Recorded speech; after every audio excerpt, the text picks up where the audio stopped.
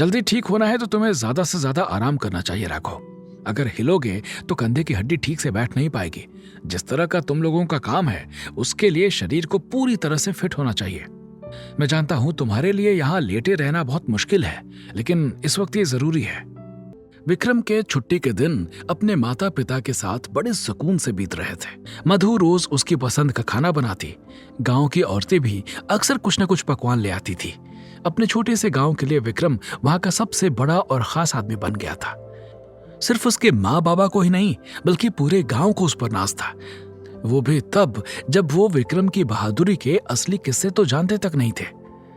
उसकी छुट्टी 1 हफ्ते की थी, लेकिन चौथे ही दिन विक्रम के पास एक फोन आया। जी सर। पठानिया की आवाज सुनते ही वो फोन पर सीधा खड़ा हो गया। फोन रखने के बाद उसने अपने माता पिता की तरफ देखा। मुझे कल ही वापस जाना होगा बाबा, कुछ जरूरी काम है। मधु की आंखें भर आई। कल ही चला जाएगा? मैंने तो कल शारदा और उसकी बेटी को बुलाया था। शारदा अपनी बेटी के रिश्ते की बात करना चाहती है। इतने दिनों बाद आया था तू, अब पता नहीं फिर कब आएगा।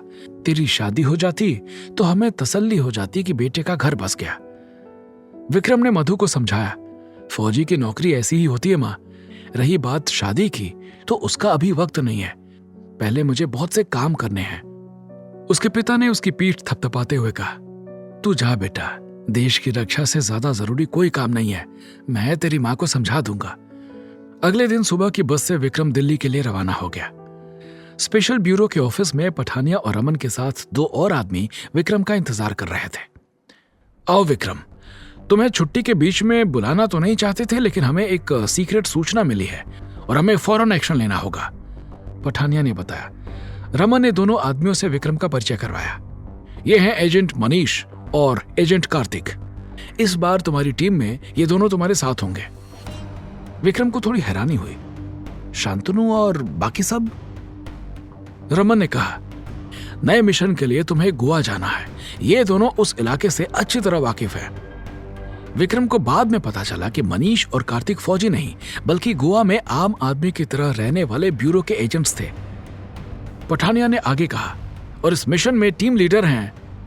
उसने 1 सेकंड रुक कर विक्रम की तरफ देखा, फिर हल्के से मुस्कुराया।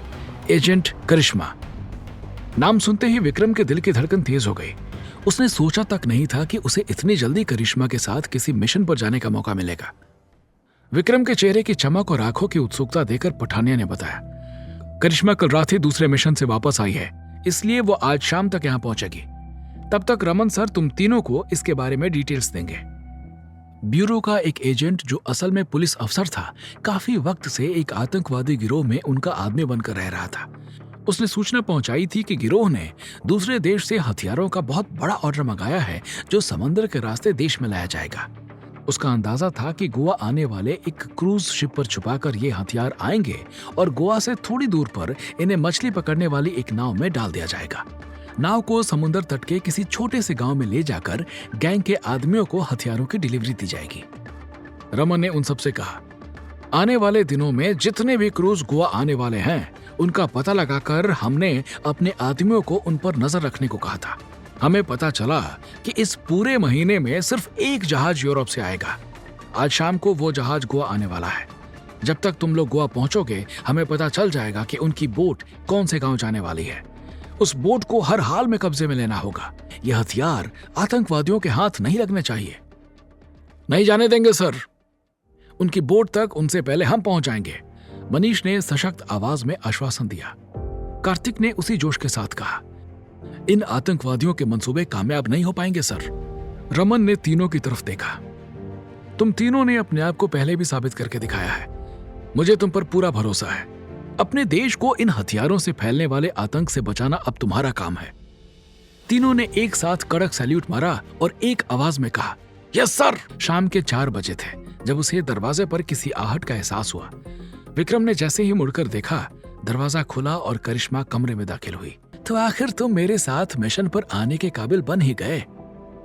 बिना उसके चेहरे से नजरें हटाए विक्रम ने जवाब दिया, आपका ऑर्डर था, कैसे नहीं मानता।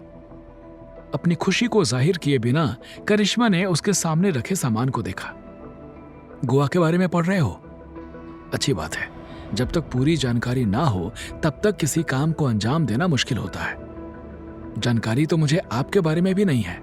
मैं सिर्फ आपका नाम जानता हूं, उसके अलावा कुछ नहीं। विक्रम ने सादे शब्दों में कहा। करिश्मा ने भौहें उठाकर उसकी तरफ देखा। तो तुम कह रहे हो कि तुम मेरे बारे में जानना चाहते हो? आगे की कहानी जानने के लिए देखें अगला एपिसोड सिर्फ पॉकेट एफएम के यूट्यूब चैनल पर, और कमांडर विक्रम चौहान के सारे एपिसोड्स को सुनने के लिए डिस्क्रिप्शन में दी लिंक से डाउनलोड करें पॉकेट एफएम ऐप।